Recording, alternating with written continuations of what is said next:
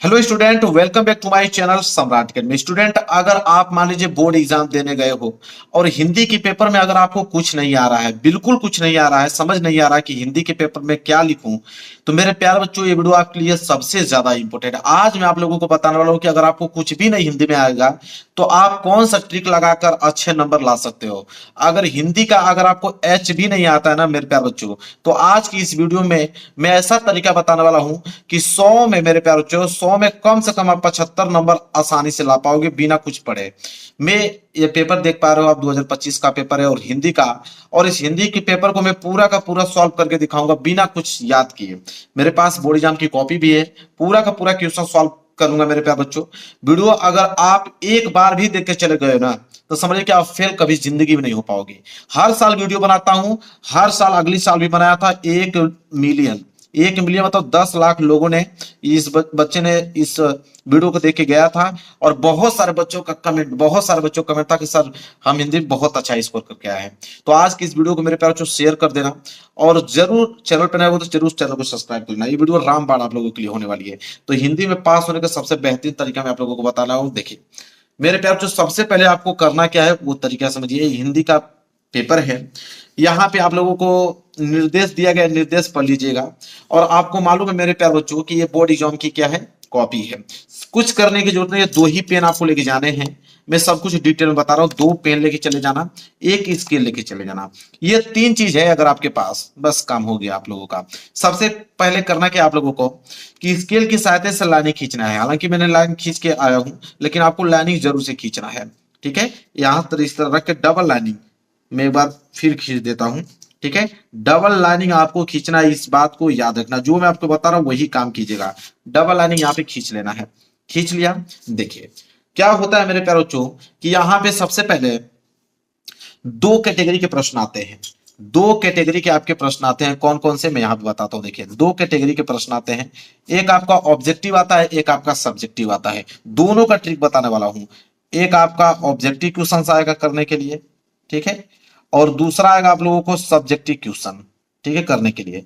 अब objective question का क्या ट्रिक है उसको पहले मैं बताऊंगा, इसके बाद सब्जेक्टिव क्वेश्चन लिख के बताऊंगा आप लोगों को। ऑब्जेक्टिव क्वेश्चन का मैं जो ट्रिक आप लोगों को बताने वाला हूं वो 100% जेन्युइन है मेरे प्यारे। ये नहीं कि ए रंग के चले आओ, बी रंग के चले आओ, सी रंग के चले आओ तो आपका काम बन जाएगा। नहीं, ये तरीका बताने वाला नहीं हूं मैं आपको। जेन्युइन तरीका बताने वाला हूं, ये तरीका काम भी करेगा। लिख के ले लो। देखो ऑब्जेक्टिव क्वेश्चन का तरीका, पहला कंडीशन मेरे प्यारे बच्चों क्या है ऑब्जेक्टिव क्वेश्चन का, कि अगर आपको 4 ऑप्शन दिए होते हैं, option A, option B, option C और ऑप्शन डी। ऑब्जेक्टिव में यही होता है 4 ऑप्शन। इन्हीं 4 ऑप्शन में से कोई ना कोई एक ऑप्शन सही होता है। 4 कंडीशन बनता है, उसको नोट कर लो। पहला कंडीशन नंबर पहला, अगर आपके ऑप्शन में अगर आपको ए और बी दिया रहे, अगर आपके ऑप्शन में ए और बी अगर दिया रहे तो समझ लो कि आंख बंद करके मेरे प्यारे बच्चों इस पे क्लिक कर देना है कि ए और बी होता है ना, कि ऑप्शन ए और बी दोनों सही हैं। तो आंख बंद करके उस पे आप क्या कर देना, सही कर देना। इसके बाद दूसरा कंडीशन आइए। दूसरा कंडीशन क्या कहता है, दूसरा कंडीशन है कि इनमें से सभी अगर आपको कहीं पे भी अगर ऑप्शन में दिख जाए कि इनमें से सभी, तो मेरे प्यारे बच्चों बिल्कुल मेरे पे भरोसा आप रखो, वही वाला ऑप्शन आप लोगों को क्लिक करके आना है, इनमें से सभी वाला। ठीक है, इसके बाद तीसरा कंडीशन क्या होता है उसको देखिए। तीसरा कंडीशन होता है, तीसरा कंडीशन है कि इनमें से कोई नहीं। क्या आता है कि इनमें से कोई नहीं। ठीक है, अगर इनमें से कोई नहीं, अगर ऑप्शन में आप लोगों को देखे कि इनमें से कोई नहीं, तो मेरे प्यार बच्चों आपको इस वाले ऑप्शन पे क्लिक करके आने हैं कि इनमें से कोई नहीं। तो या तो ए और बी ऐसे दे तो आपको उस पर करना है, इनमें से सभी दे, इनमें से कोई नहीं।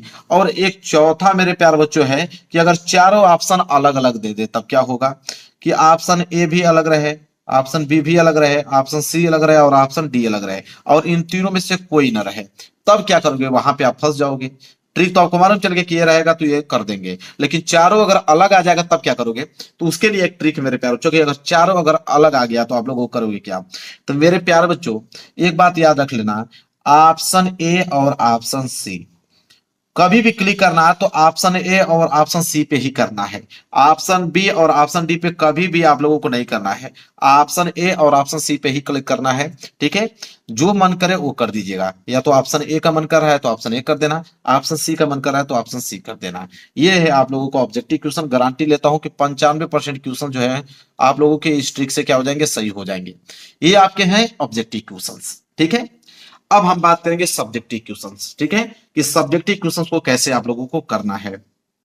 देखिए, यहां से आप लोगों के सब्जेक्टिव क्वेश्चन से स्टार्ट होते हैं और यहां से करना है वर्णनात्मक प्रश्न खंड ब, और यहाँ पे पूर्णांक मेरे प्यारे बच्चों 50 नंबर का है। पूरा प्रश्न करके दिखाऊंगा, हर एक प्रश्न का मेरे पास ट्रिक है और उससे पास हो जाओगे अगर आपको कुछ नहीं आ रहा है तो। सबसे पहले आपको करना क्या है कि जब आप खंड ब करने जा रहे हो कॉपी पे, तो आपको सबसे पहले मेरे प्यारे बच्चों स्केल की सहायता से लाइन खींच लेना है। ठीक है, लाइन खींचने के बाद आपको डालना है यहाँ पे वर्णात्मक प्रश्न। क्या डालना है, वर्णात्मक प्रश्न। यहाँ पे आपको हेडिंग बनानी होगी। ठीक है, चलिए बनाते हैं वर्णात्मक प्रश्न। चलिए लिखिए यहाँ पे वर्णात्मक प्रश्न। आपको हेडिंग मेरे प्यारों बच्चों बिल्कुल साफ सुथरा आप लोगों को लिखना है जैसे मैं लिख रहा हूं। ठीक है, वर्णात्मक प्रश्न। ये तो आप देख के भी लिख सकते हो, उसमें दिया है वर्णात्मक प्रश्न। इसके बाद खंड ब, इसके नीचे आप क्या लिखोगे, खंड ब लिखोगे। और राइटिंग आपकी अच्छी होनी चाहिए, बिल्कुल साफ सुथरा, खंड ब। ठीक है, यहां तक हो गया। और इसके नीचे आपको क्या कर देना है, स्केल की सहायता से अंडरलाइनिंग कर देना है ताकि दिखने में क्या लगे, बिल्कुल साफ सुथरा दिखे। वर्णात्मक प्रश्न खंड ब हो गया। इसके बाद प्रश्न उत्तर संख्या देखिए कौन सा है, तो यहाँ पे प्रश्न संख्या 21 है। तो आप यहाँ पे डालोगे, एक लाइनिंग छोड़ दीजिएगा, एक लाइन छोड़ने के बाद यहाँ पे डालेगा प्रश्न उत्तर संख्या 21। तो यहाँ पे आपको प्रश्न उत्तर संख्या 21 डालना है। ठीक है, राइटिंग में कोई आप लोग बिल्कुल अच्छे से घबराना नहीं है आप लोगों को। प्रश्न उत्तर संख्या 21, तो प्रश्न उत्तर संख्या 21 हो गया। ठीक है, अब मेरे प्यारों बच्चों देखिए क्या ट्रिक है। प्रश्न उत्तर संख्या 21 क्या बोला है, बोला है मेरे प्यारों बच्चों प्रश्न उत्तर संख्या के में कि निम्नलिखित गद्यांश पर आधारित 3 प्रश्नों के उत्तर दीजिए। अब यह गद्यांश है। ठीक है, 3 प्रश्नों को उत्तर दोगे तो 6 नंबर मिलेगा। तो या तो ये वाला कीजिए या तो अथवा करके एक और दिया है ये वाला कीजिए, दोनों में से कोई एक ही आपको करना है। अब मेरे प्यारों बच्चों आपको कुछ नहीं आ रहा है तो गद्यांश समझ लीजिए कि गद्यांश सॉल्व करने का बेहतरीन ट्रिक बताता हूं। कुछ नहीं आ रहा फिर भी पास हो जाओगे। देखो कैसे गद्यांश आप कर रहे हो। अब मान लीजिए ये वाला गद्य आपको करना है, कैसे करोगे, देखो इसके लिए ट्रिक है। आप सबसे पहले जैसे कुसंग का जोर सबसे भयानक होता है, तो कुसंग का जोर यहां तक उठाइए और लास्ट की लाइन उठाइए, उठाती जाएगी यहां तक। अब इसको एक आप संकेत बनाओ। क्या बनाओगे, संकेत मेरे प्यारे बच्चों। यहां पे लिखोगे मेरे प्यारे बच्चों संकेत। क्या लिखोगे, संकेत। संकेत का मतलब होता है कि कौन सा आपने गद्य किया है। ठीक है, संकेत आप हेडिंग बना लो। संकेत हेडिंग बनाने के बाद आप इसका शुरू का जो लाइनिंग था कुसंग का जोर, मैंने बताया जो कि यहां तक की लाइन उठा लो, कुसंग का जोर। ठीक है, इसको आप संकेत बनाने के बाद लिखो ताकि एग्जामिनर को मालूम चल पाए कि हाँ कौन सा आपने गद किया है। ठीक है, इसके बाद मैं तरीका बताता हूं, एक नंबर नहीं करेगा इस बात की गारंटी मैं लेता हूं। कुसंग का जोर, अब पूरा का पूरा कुछ नहीं आ रहा है, देखो कैसे लिखता हूं अभी आपको समझ में आ जाएगा। कुसंग का जोर और लास्ट में क्या था, उठाती जाएगी। लास्ट की लाइन थी उठाती जाएगी। इसके बाद देखिए मैं क्या ट्रिक बताता हूँ मेरे प्यारों को। ऐसा कोई ट्रिक आप लोगों को नहीं बताया होगा, पूरा यूट्यूब की बात कर रहा हूँ। उठाती जाएगी हो गया, ये आपने हेडिंग बना लिया। अब एग्जामिनर जब जाएगा वो देखेगा इस तरह का फ्रंट, बिल्कुल हो जाएगा कि टॉपर की ही कॉपी नंबर दे देगा। इसके बाद बताता हूँ क्या करोगे। इसके बाद मेरे प्यारों चलिए पहला प्रश्न करके दिखाता हूं। पहला क्या है, प्रस्तुत अवतरण पाठ और लेखक का नाम लिखिए। पाठ और लेखक का नाम लिखना है, ए वाला। अब मेरे प्यारों देखियो, अब आपको तो मालूम है ना कि किस पाठ से लिया गया है, इसके लेखक कौन है, तो कैसे कौन सा ट्रिक लगाओगे। तो देखिए सबसे पहले आप लिखोगे पाठ का नाम, यहां पे हेडिंग डालोगे पाठ का नाम, पाठ का नाम। इसके बाद क्या पूछा था मेरे पास, लेखक का नाम, तो यहाँ पे नीचे हेडिंग डालोगे लेखक का नाम। लेखक का नाम, पाठ का नाम और लेखक का नाम, ये दोनों लिखना है। और आपको मालूम है नहीं ठीक है। अब देखो ध्यान से, यहाँ पे सबसे पहले क्या है, उस संघ का जो सबसे भयानक होता है, केवल नीति और सद्वृत्ति का विनाश नहीं करता बल्कि बुद्धि का भी क्षय करता है। किसी युवा पुरुष की संगति यदि बुरी होगी तो उसके पैरों में बंदी चक्की के समान होगी। अब जब ये पढ़ोगे तो आपको समझ में आ तो नहीं रहा है कि कौन से चैप्टर से लिया गया, इसके लेखक कौन से हैं। तो मेरे प्यारे बच्चों, आपके दिमाग में जो भी चैप्टर के चला हुआ, बहुत सारे चैप्टरों का नाम आपको मालूम होगा, कोई भी चैप्टर उठा लो, कोई भी चैप्टर, वैसे मित्रता चैप्टर से लिया गया है और इसके लेखक जो है आचार्य रामचंद्र शुक्ल जी हैं। अगर नहीं आपको मालूम है, कुछ भी लिखो, देखो मित्रता मन कर रहा है तो मित्रता लिख दो, क्योंकि मित्रता के ही चैप्टर से लिया गया है। नहीं याद है तो ममता लिख दो मेरे प्यारे बच्चों। फिर भारतीय संस्कृति लिख दो, मतलब आपके जो किताब में जो भी चैप्टरों के नाम है कुछ भी लिख सकते हो, ठीक है। और लेखकों के बहुत नाम होंगे, लेखकों का नाम भी लिख सकते हो। जैसे पाठ का नाम मित्रता चैप्टर से लिया गया है तो मैं मित्रता लिख देता हूं, मुझे याद है। आपको नहीं याद है कोई बात नहीं, आप किसी दूसरे चैप्टर का नाम लिख दीजिए, नंबर दिया जाएगा। देखो कैसे दिया जाएगा बताता हूं। लेखक का नाम आचार्य रामचंद्र शुक्ल जी लिखे हैं। आपको नहीं मालूम है, डॉक्टर राजेंद्र प्रसाद लिख दो, ठीक है। आचार्य रामचंद्र शुक्ल जी, आपको नहीं मालूम है तो डॉक्टर राजेंद्र प्रसाद लिख दीजिए, जयशंकर प्रसाद लिख दीजिए, कुछ भी लिख दीजिए, आपको नंबर दिया जाएगा। देखिए कैसे नंबर दिया जाएगा, इसका भी तरीका बता देता हूं ताकि आपको विश्वास हो पाए कि नंबर कैसे मिलता है। जब एग्जामिनर कॉपी चेक करेगा तो मेरे प्यारों जो लाखों कापियां होता है, एक एग्जामिनर जो है लाखों कापियां चेक करता है, लाखों कापियां। वो क्या करेगा, जब आपकी कॉपी आएगी, जब यहां से देखेगा वर्णनात्मक प्रश्न खंड ब प्रश्न उत्तर संख्या 21, ये संकेत वगैरह जब आपको देखेगा वो तुरंत जान जाएगा कि बस कीजिए इसको कितना नंबर देना है। इसके बाद वो पढ़ने का नहीं, आपको इसे चेक करता जाएगा, नंबर अपना कुछ ना कुछ देता चला जाएगा आप लोगों को और पास हो जाओगे। तो ये है मेरे प्यारों बच्चों आप लोगों का गद्यांश करने का तरीका। इसी तरह बी वाला, अब बी वाला क्या है, यहाँ पे रेखांकित अंश की व्याख्या। देखिए रेखांकित अंश की व्याख्या करने का ट्रिक मैं आप लोगों को बताता हूँ, देखो कैसे करना है। यहाँ पे एक लाइन छोड़ दो, यहाँ लिखो बी, रेखांकित अंश की व्याख्या हेडिंग डालो। यहाँ पे क्या डालोगे, रेखांकित अंश की व्याख्या, रेखांकित अंश की व्याख्या, ये मेन हेडिंग आप बना लो, ठीक है। इसके बाद मैं तरीका आपको बताता हूँ कि कौन सा तरीका आपको अप्लाई करना है। हर एक क्वेश्चन का तरीका आपको बताऊंगा, हर एक क्वेश्चन का। रेखांकित अंश की व्याख्या आपने बना लिया, क्या है कैसे करना है देखो। तो मेरे प्यार बच्चों, जहां तक अंडरलाइन किया गया इसी की व्याख्या करना है। सबसे पहले आप करना क्या कि पहली लाइन एकदम रट जाओ कि लेखक कहता है कि, लेखक कहता है कि, लेखक कहता है कि, लेखक कहता है कि, बस इतना लिखने के बाद अब अगली लाइन क्या लिखोगे, तो ये जो अंडरलाइन किया गया है यहां से लेके यहां तक मेरे प्यारे बच्चों, यहां से लेके यहां तक पहले, उसके बाद उतार दो, ठीक है। यहां से लेके यहां तक, उसके बाद उतार दो। इसके बाद यहां से जो कामा लगा है, कामा के बाद ये वाली जो लाइनिंग आपको दिख रहा है, ये लाइनिंग पूरा का पूरा यहां तक लास्ट तक, ये पूरा का पूरा उसके नीचे उतार दो, नंबर आपको मिल जाएगा। जैसे उतारोगे ना तो ये पूरी की पूरी जो लाइनिंग है मेरे प्यारों से, पूरी की पूरी लाइनिंग भर जाएगी। और जैसे 4 लाइन भर गया कि नहीं, तो एग्जामिनर के पास उतना समय थोड़ी है कि पड़ेगा, वो तो देखेगा रेखांकित अंश की लेखा कहता बस बस हो गया, तुरंत यहाँ क्लिक करेगा, नंबर आपको दे देगा। तो ये है तरीका। आज साफ सुथरा लिखोगे तो भाई टॉपर बन सकते हो, ऐसे नंबर आपको मिलते हैं। ये है मेरे प्यारों गद्यांश करने का तरीका। समझ में आ गया आप लोगों को कैसे गद्यांश किया जाता है। चलिए गद्यांश करने का तरीका आपको मालूम चल गया होगा मेरे प्यारे बच्चों। आगे बढ़ते हैं, अगला प्रश्न देखते हैं, अगला प्रश्न का तरीका सीखते हैं। पद्यांश, पद्यांश में भी वही है मेरे प्यारे बच्चों, गद्य करो चाहे पद करो, पद्यांश में भी वही आप लोग संकेत वगैरह, प्रश्न उत्तर संख्या 22, संकेत लिख देना चरण कमल, और लास्ट का तिहाई लिख देना, और इसके बाद अपना संदर्भ में लिख देना, पाठ का नाम, लेखक का नाम अपने से बनाकर, कुछ भी नहीं याद कुछ भी लिख दो। रेखांकित अंश की व्याख्या कर ही लोगे, जो है पहले यहां तक उतार लेना है मेरे प्यारे बच्चों, इसके बाद लास्ट की लाइन यहाँ पे उतार लेना, हो गया।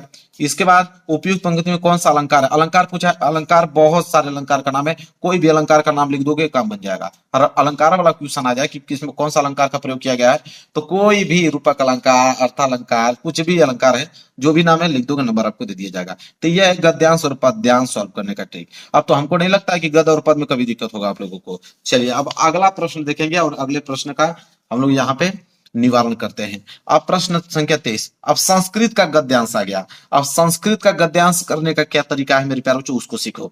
देखो तरीका सब सिखा दूंगा आप लोगों को। प्रश्न उत्तर संख्या 23 डालो। संस्कृत का गद्य, गद्य कर रहे हो तो इसमें भी हिंट लिख दो। संकेत, संकेत में ऐसा नगरी यहां तक उतार दो, और इसके बाद लास्ट लाइन भाषायम कारित, तो ये संकेत का काम कर देगा। ऐसा नगरी फिर डॉट डॉट डॉट डॉट अब भाषा एवं कार्य, तो ये संकेत का काम कर दिया।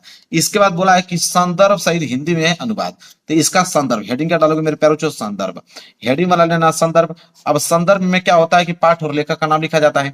पाठ का नाम यहीं से देख लो, ऐसा नगरी भारतीय संस्कृति है। अब ये भारतीय संस्कृति चैप्टर से लिया गया है, बस यहीं से उठा लो, भारतीय संस्कृति चैप्टर से लिया गया, मिल गया कि नहीं कीवर्ड, ये कीवर्ड होता है, तो भारतीय संस्कृति चैप्टर से लिया गया है। ठीक है, अगर ये नहीं कीवर्ड आपको बनता है तो भाषा एवं चैप्टर से लिया गया है, कोई भी कीवर्ड उठा लो उसी चैप्टर से लिया गया है, बस। इसके बाद मेरे प्यारे बच्चों इसका लास्ट हिंदी में अनुवाद, अगली हेडिंग क्या रहेगी, हिंदी में अनुवाद। अब हिंदी में अनुवाद कैसे करोगे, अब मेरे प्यारे बच्चों देखो, ऐसा नगरी भारतीय संस्कृति, अब हिंदी बनाना चालू है, ऐसा नगरी, ऐसा नगरी मतलब ऐसा नगरी भारतीय संस्कृति, जो भारत के संस्कृति पर निर्भर करता है, वह केंद्र स्थली यहाँ पे स्थल रहते हैं, इतम संस्कृति पढ़ते जाइए और अपने हिंदी में कुछ ना कुछ जोड़ते जाइए। मुगल युवराज दारा सिकोह यहाँ पे आए और यहाँ पे वर्णन किया कि वह भारत की संस्कृति बहुत अच्छी है, कुछ भी अपने तरीके से बनाकर लिख दो इसका हिंदी में अनुवाद, मेरे प्यारे बच्चों नंबर हो गए क्लियर आपके। तो हो गया, समझ आ गया ना आपको संस्कृत का गद्यांश कैसे करना, नहीं आता है यही ट्रिक लगाओ, फेल कभी नहीं होगे। ठीक है, इसके बाद मेरे प्यारे बच्चों अगला है कि दिए गए संस्कृत का पद्यांश, तो गद्य करो चाहे पद करो, दोनों का ट्रिक वही में काम करेगा, उसी तरह जैसे बताया हूं, तो दोनों का ट्रिक मैंने बता दिया मेरे प्यारे बच्चों। अब अगला ट्रिक समझो यहाँ पे मेरे प्यारे बच्चों, देखो अखंड काव्य आ गया, ये खंड काव्य भी पूछा जाता है आपके एग्जाम में कि अपने पठित खंड काव्य के आधार पर निम्नलिखित प्रश्नों का उत्तर दीजिए। खंड काव्य मेरे प्यारे बच्चों जो है, तो वो खंड काव्य आपके जिला वाइज जाता है, अपने जिला में देख लेना कौन सा खंड काव्य पूछा जाता है। मान लीजिए आपके जिला में मुक्ति दूत पूछा जाता है, तो मुक्ति दूत खंड काव्य आप हेडिंग बनाकर और यहाँ पे उसका चरित्र चित्रण। अब गांधी जी के बारे में पूछा ना, गांधी जी के बारे में, उसका जन्म, ये किए वो किए, यहाँ पे गए वहां आंदोलन चलाए, बहुत स्ट्रगल किया उन्होंने, बस बना बना कर 1.5 पेज में लिख दो, 3 नंबर आपको मिल जाएगा। लो, इसका भी सलूशन मैंने बता दिया। अब आया यहाँ पे प्रश्न उत्तर संख्या 26, यहाँ पे जीवन परिचय। जीवन परिचय कैसे लिखा जाता है उसका तरीका समझो। देखो प्रश्न उत्तर संख्या 26 का क है, तो यहाँ पे सबसे पहले मेरे प्यारे बच्चों हेडिंग बनाओगे। सबसे पहले क्या बनाओगे, हेडिंग लिखोगे प्रश्न उत्तर संख्या, प्रश्न उत्तर संख्या। यहाँ पे सबसे पहले देखो हेडिंग बहुत जरूरी है, प्रश्न उत्तर संख्या 26, तो 26 का क कर रहे हो तो 26 का क हो गया, और स्केल की सहायता से नीचे यहाँ पे क्या कर देंगे, अंडरलाइन कर देंगे। ठीक है, अब मेरे प्यारे बच्चों इसमें से अब आपको मालूम करना पड़ेगा कौन सा जीवन परिचय आप लिख रहे हो, डॉक्टर राजेंद्र प्रसाद का कि जयशंकर प्रसाद का कि आचार्य रामचंद्र शुक्ल जी का। तो तीनों में से मान लीजिए कि आचार्य राम शुक्ल का आपको जीवन परिचय लिखना है, और आपको मालूम है नहीं कि कब जन्म हुआ कब क्या हुआ, कैसे लिखोगे उसका तरीका समझो मेरे प्यारे बच्चों। देखो तो तीसरा वाला आचार्य रामचंद्र शुक्ल, तीसरा कर रहे हो ना, तो यहाँ पे हेडिंग बनाओगे तीसरा, तीसरा और लिखोगे आचार्य रामचंद्र शुक्ल। जो बता रहा हूं मेरे प्यारे बच्चों, अगर ऐसे आपने कर दिया कभी जिंदगी में फेल नहीं हो पाओगे। आचार्य रामचंद्र शुक्ल हमेशा पास हो गए। ठीक है, ये आप हेडिंग बना लो, आचार्य रामचंद्र शुक्ल का आप जीवन परिचय कर रहे हो। ठीक है, इसके बाद यहाँ पे लिखना जीवन परिचय। ठीक है, क्या लिखोगे, जीवन परिचय लिखोगे मेरे प्यारे बच्चों। अब जीवन परिचय में मेरे प्यारे बच्चों यहाँ पे आप लिखना प्रारंभ करो कि आचार्य रामचंद्र शुक्ल का जन्म, यहाँ पे लिखेंगे आचार्य रामचंद्र शुक्ल का जन्म, आचार्य रामचंद्र शुक्ल का जन्म, शुक्ल का जन्म। अब आचार्य रामचंद्र शुक्ल का जन्म जो है मेरे प्यारे बच्चों, तो वो किस सन में हुआ था, आपको डेट लिखना पड़ेगा, और डेट तो आपको मालूम है नहीं कि कौन सा डेट लिखें, तो मेरे प्यारों को कुछ भी लिख देना। ये क्या रखना, जब भी डेट आप लिख रहे हो तो 18 से स्टार्ट होना चाहिए, 1852 चाहे 1800, वैसे तो उनका 1884 में हुआ था, 1884 में उनका जन्म हुआ था, लेकिन आप कुछ भी लिख सकते हो। नहीं याद है 1852 लिख के चले आओ, नहीं याद है 1844, लेकिन याद रहे 18 से, किसी का भी लिख रहे हो ना 18 से ही लिखना, 1852 1844 कुछ भी। तो देखो कैसे लिखोगे, आचार्य रामचंद्र शुक्ल का जन्म इतना में हुआ था, यह बहुत अच्छे व्यक्ति थे, आर्थिक स्थिति के कारण उनकी पढ़ाई अच्छे से नहीं हो पाई, उन्होंने स्वाध्याय मतलब अपने से ही घर पर उन्होंने हिंदी फारसी संस्कृत भाषा का अच्छा से अध्ययन किया, फिर उन्होंने इस कॉलेज में दाखिला कराया, फिर यहाँ पे सम्मानित हुए, फिर उन्होंने धीरे धीरे निबंध और उपन्यास कहानी लिखना चालू किया, उनकी कहानी बहुत प्रसिद्ध हुई। फिर ऐसे करते करते लास्ट में वो किसी कारणवश उनके तबीयत खराब होने के कारण उनकी मृत्यु सन किस डेट में हुआ था, तो मृत्यु की जब बात आएगी कि मृत्यु का डेट, तो मृत्यु हमेशा 19 में लिखना, 1941 में हुआ था, लेकिन आप 1952 1944 कुछ भी लिख सकते हो। तो याद रखें कि जब भी आप जीवन परिचय लिखने जा रहे हो तो जन्म हमेशा 18 से स्टार्ट करना, मृत्यु हमेशा 19 से स्टार्ट करना। करना, और इनकी रचनाएं जरूरी है। तो रचना, अब रचना में क्या होगा कि अब रचनाएं में क्या लिखे, तो रचना में कुछ भी लिख दो ना। आप जैसे इनकी तो रचनाएं चिंतामणि है, रश्मिमांसा है, लेकिन आपको बहुत सारी रचनाएं मालूम होगा, कुछ ना दूसरे का भी रचना लिख दो, वो नंबर आपको दे दी, दूसरे का रचना लिख दो। वैसे देखो नंबर क्यों मिलता है, क्योंकि आचार्य रामचंद्र शुक्ल का लाखों, बता दे रहा हूं आपको, हजारों रचनाएं है। तो एग्जामिनर को हजारों रचनाएं थोड़ी मालूम है, तो उसमें से कोई भी लिख दो, आपको नंबर दे दिया जाएगा। तो यह है जीवन परिचय लिखने का तरीका। चाहे वो लेखक का लिखो, चाहे कवि का लिखो, यही तरीका होता है मेरे प्यार बच्चों। समझ में आ गया आप लोगों को? तो जीवन परिचय का भी ट्रिक मैंने आप लोगों को बता दिया, चाहे वो लेखक के हो, चाहे नीचे आपका कवि का दिया हो, दोनों में यही ट्रिक काम करने वाला है। इसके बाद मेरे प्यार बच्चों दिया है, अपने पाठ्य पुस्तक में से कंठस्थ कोई एक श्लोक लिखिए जो इस प्रश्न पत्र में न आया हो। तो ये तो बोल दिया है कि जो इस प्रश्न पत्र में न आया हो, ठीक है। अब आपको श्लोक कहां से लिखना है उसको तरीका समझो। जो इस प्रश्न पत्र में न आया हो अलग से आपको लिखना होगा, ठीक है। जैसे मेरे प्यार बच्चों ये वाला प्रश्न था ना, प्रश्न नंबर 24, देखिए, तो ये संस्कृत का पद्यांश ही श्लोक कहलाते हैं। तो ये नहीं कि यही वाला श्लोक लिख दे, अगर ये वाला श्लोक लिख दोगे तो आपको एग्जाम में 1 नंबर आप लोगों को नहीं देगा, ठीक है। तो ये नहीं लिखना है, इन दोनों से हट के लिखना। लिखोगे कैसे वो समझो, मैं तरीका बताता हूँ। देखो अगर आपको श्लोक लिखना है मेरे प्यारे बच्चों, तो देखिए मान लीजिए यहाँ पे 4 लाइन का श्लोक लिखना है, तो श्लोक आप कहां से लिखोगे, ये जो संस्कृत का गद्यांश दिया है, तो इसी गद्यांश में से देखिए अथवा करके भी तो कुछ ना कुछ दिया है। तो देखो मानव जीवन से संक्रमण संस्कृति, ये पहली लाइन हो गया। उसके जस्ट नीचे लिखना है अस्कार पूर्व मानव जीवन संस्कृति, ये दूसरी लाइन हो गया। उसके नीचे लिखना है महांत प्रयत्नम अकुर्वन्, ये तीसरी लाइन हो गया। और उसके नीचे लिखना है तो अस्माक जीवन संस्करण, 4 लाइन बन गया। 1 line, 2 line, 3 line, 4 line, 4 line इस तरह सीरियल लिख देना मेरे प्यारे बच्चों, आपको नंबर दे दिया जाएगा। कोई जान भी नहीं पाएगा कि भाई लिखा कहां से है, उसको मालूम चलेगा कि हाँ लिखा है सही से। तो लो भाई, श्लोक का भी मैंने ट्रिक बता दिया कि श्लोक आप कैसे लिखोगे, ठीक है। अब अगला क्वेश्चन का ट्रिक देखो, क्या बोला है कि निम्नलिखित में से किन्हीं 2 प्रश्न के उत्तर संस्कृत में दीजिए। अब इनका संस्कृत में उत्तर देना है, 4 प्रश्न है, संस्कृत में उत्तर देना है। पहला है भारतीय संस्कृत में मूलम किमस्ति। अब इसका संस्कृत में, इसका देखो भारतीय संस्कृत में मूलम किमस्ति, इसका उत्तर देना है तो भारतीय संस्कृतम अस्तित्व किलम कियम अस्ति। कुछ भी 2 वर्ड आपने बीच में कुछ ना कुछ जोड़ देना है, 2 वर्ड जोड़कर वही चीज उतार दो। जैसे पुरुराज क आसित, तो पुरुराज एक वीर आसित, समझ रहे, कुछ भी जोड़ दो। वीर केन पूजते, वीर वीरेन पूजते। चंद्रशेखर क आसित, चंद्रशेखर किमा अस्ति। कुछ भी छोटा सा कीवर्ड बीच में जोड़ कर पूरा का पूरा उतार दो। एग्जामिनर को तो लगेगा सही है ना, उस नंबर दे देगा आप लोगों को। तो लो, संस्कृत का भी प्रश्न उत्तर मैंने बता दिया मेरे प्यारे बच्चों। अब आइए यहाँ पे, अब यहाँ पे मेरे प्यारे बच्चों क्या है, निबंध की बारी है कि निबंध में क्या करेंगे। तो निम्नलिखित में से किसी एक विषय पर निबंध लिखिए, 7 नंबर के लिए निबंध आता है। तो निबंध कैसे आप लिखोगे मेरे प्यारे बच्चों, देखिए मान लीजिए कि स्वच्छ भारत अभियान पे आप लोगों को निबंध लिखना है। तो स्वच्छ भारत अभियान पे निबंध लिखना है तो याद रखिए, आप हेडिंग डालिए प्रश्न उत्तर संख्या 29 का पहला स्वच्छ भारत अभियान, ठीक है। ये मेन हेडिंग बन गया। हेडिंग बनने के बाद देखिए आपको पहली जो हेडिंग उसमें डालना है वो डालना है प्रस्तावना। ये भूलिएगा मत, क्योंकि एग्जामिनर 2 ही हेडिंग चेक करता है। पहली हेडिंग आप बनाइए प्रस्तावना, और प्रस्तावना में आप बनाकर कुछ लिख दीजिए प्रस्तावना में, ठीक है। प्रस्तावना में आपको बनाकर कुछ ना कुछ लिख देना है, ठीक है। इसके बाद मेरे प्यारे बच्चों लास्ट हेडिंग उपसंहार होना चाहिए। लास्ट हेडिंग क्या होना चाहिए, उपसंहार। तो पहली हेडिंग प्रस्तावना और लास्ट हेडिंग उपसंहार, यही 2 हेडिंग एग्जामिनर देखता है। अगर आपने ये डाला है तो आपको नंबर पूरे दे दिए जाएंगे। आप बीच में कुछ ना कुछ आपको बनाते चलना है, जैसे विज्ञान वरदान अभिशाप के बारे में, प्रदूषण की समस्या तथा समाधान, तो उसका प्रदूषण कितने प्रकार के होता है उसका हेडिंग बना बना के लिख देना। स्वच्छ भारत अभियान में लिख देना गांधी जी ने चलाया था, तो ये है वो है, कुछ ना कुछ बनाकर उसमें लिखना है। लेकिन 2 हेडिंग होना चाहिए, पहला प्रस्तावना और लास्ट वाली उपसंहार। बीच में कुछ भी हेडिंग बना के लिखो, कोई फर्क नहीं पड़ता है। ये 2 हेडिंग एग्जामिनर देखता है। तो ये तरीका होता है निबंध वाला। और लास्ट वाला तरीका यहाँ पे क्या है मेरे प्यारे बच्चों, यहाँ पे दे दिया पत्र लेखन। अब पत्र लेखन किसी भी चीज पे दे सकता है, कुछ भी दे पत्र लेखन। पत्र लेखन का तरीका मेरे प्यारे बच्चों, बस आपको स्ट्रक्चर मालूम चल होना चाहिए। मतलब यहाँ पे मेरे प्यारे बच्चों एड्रेस, सबसे पहले आप यहाँ पे क्या लिखेंगे, एड्रेस।